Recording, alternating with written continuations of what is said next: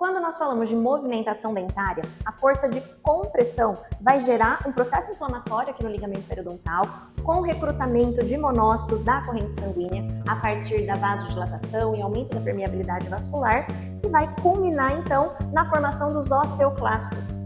Mas a formação dos odontoclastos também ocorre através do mesmo processo. Então, quando nós temos esse estímulo inflamatório, essa força de compressão, hipóxia, liberação de diversas citocinas e ativação de osteoclastos, nós também teremos neste ligamento periodontal a ativação de odontoclastos. Então, por que nós conseguimos movimentar o dente reabsorvendo o osso alveolar e não acontece a reabsorção da raiz? Sendo que nós temos também neste processo a formação de odontoclastos. Porque a raiz ela tem algumas barreiras de proteção. A principal delas é o próprio cemento. A célula clástica, o odontoclasto, ele precisa primeiro reabsorver o cemento antes de chegar na dentina. Outra proteção dada pelo cemento é que o cemento, por si só, ele é avascular, diferente do tecido ósseo, que é altamente vascularizado.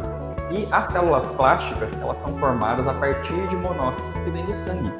Então, o osso, as células plásticas ou osteoclastos conseguem reabsorver tanto a partir da superfície quanto da parte interna do osso. E o cemento não pode ser reabsorvido a partir da sua parte interna, porque ele é avascular. E as células plásticas ou odontoclastos só podem reabsorver cemento a partir da sua superfície.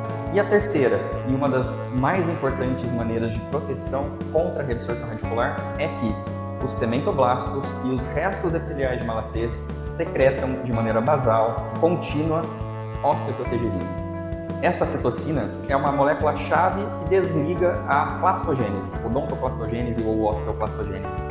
Então, como ela é secretada de maneira contínua, nós temos essa proteção incessante no ligamento periodontal.